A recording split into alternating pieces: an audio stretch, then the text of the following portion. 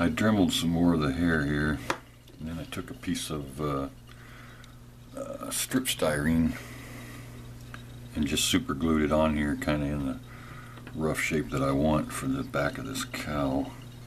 And as you can see, I put in some paper clips so that when I get that piece done and then I'm able to glue this back on and fill in, it'll give it some more support.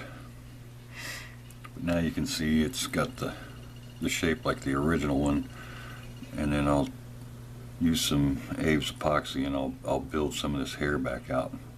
But first I need to go ahead and fill this in and make it look like the original cowl. So I'll do that and then I'll come back and we'll see how it fits in there. The Aves is dry on the back of the cowl here where I've got the point, and I sanded it a little bit. Once I prime it, I'll be able to fill in with some putty.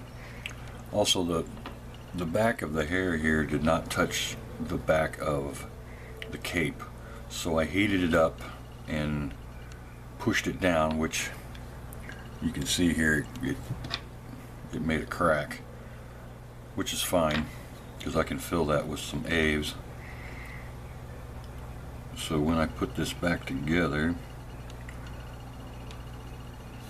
the back of the cowl will be correct, and I'll still have to come in with some Aves and attach it here to the back of the cowl, but leaving me enough space to be able to get in there and get a nice crisp line for the hair. So I'm going to mix some Aves and fill this, and then I'll move on to another part.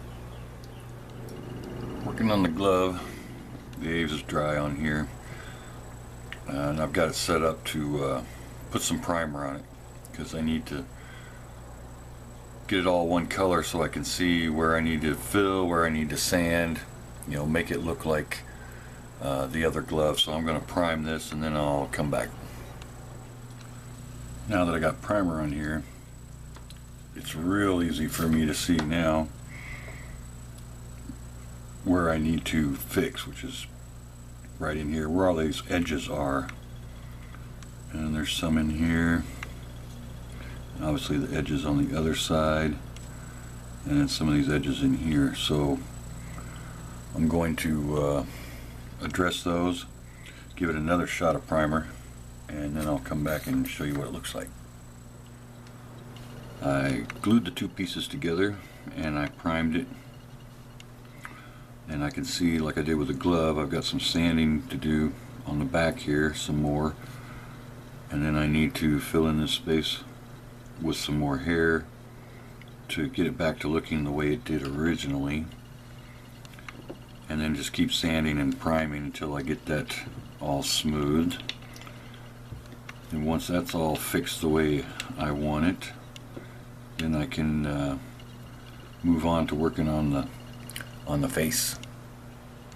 I wanted to show you real quick, fix the back of the cowl, sand it all down, and re-primed it. Still some more I need to do to the hair, but I'll do that later. Now with the face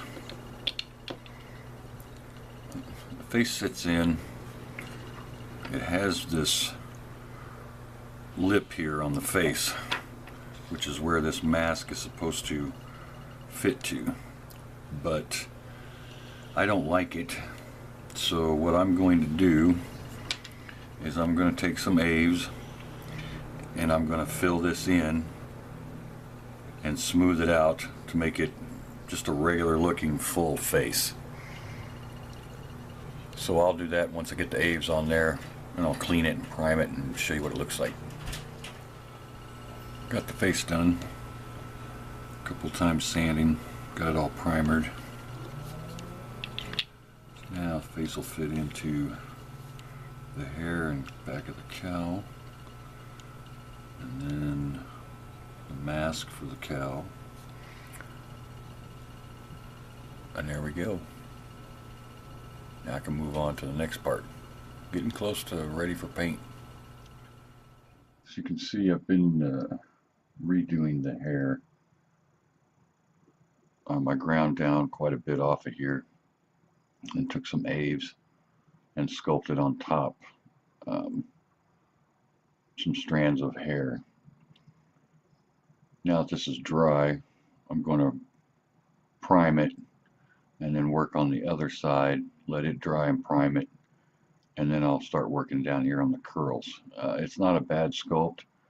I want to make it a little bit more uniform because there's some soft spots underneath here that I think I can make look a little bit better. So I'm going to prime this, and then I'll show you what it looks like primed so you can see the difference between the two sides. Primer's on, and I can see a few flaws already, but overall though I do like the way this area looks compared to the way this area looks.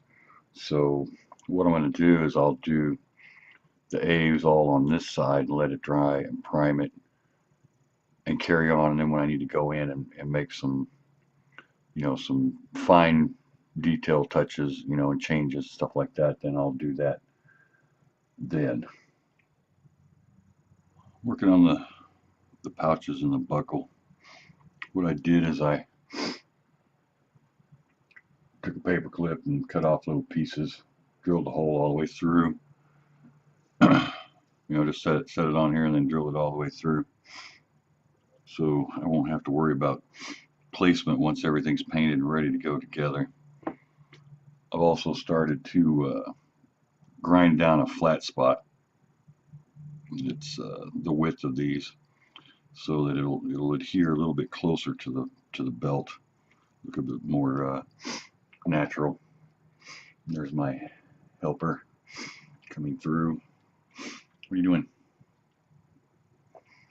Anyway, I'm gonna go ahead and prime these. I'm still gonna have to put the snap buttons on it because I drilled straight through those, but I'm going to prime these and work on getting them looking a little bit better. All right, I primed the pouches and the buckle, so those are looking good. I still need to take care of the snaps on each of the pouches. I did go ahead and grind down some of this side and primed it. It's going to make it easier for me to see the Aves. I didn't prime it before I put the Aves on this side, and I'm thinking that might have helped contribute to some of the flaws in here because I couldn't see because it's kind of semi-transparent and I could see through to the white of the resin.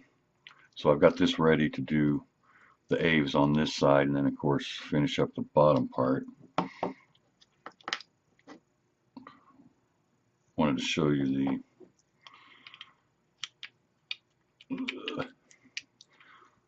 the face. I painted the mask in a black primer just because I wanted to kind of see the contrast. Plus it's going to be dark anyway. So the face and everything is good to go for painting. I also finished up the glove here. It's holding the part of the cape up in the air. If you remember, I added the little spiky things here. I did go ahead and glue this arm to the shoulder and then filled it using some Vallejo, oops, that's Spanish, plastic putty, which I like using for seams because it's got a real fine tip. Well, here, I'll just show you. It's got a real fine tip, so you just squeeze it out as you're going along the seam. It works really well. And then just take a damp Q-tip and smooth it all out. Makes sanding easier. Flat surfaces or semi-curved surfaces, I like using the perfect plastic putty. It dries really quick and it sands very well. So I think this is going to do it for part 2. I'm going to finish up all the rest of the stuff and get everything primed and ready for paint. So part 3 is going to be dealing with the paint. As always, I want to thank you guys for watching and thank you guys for subscribing, and I will see you for part 3.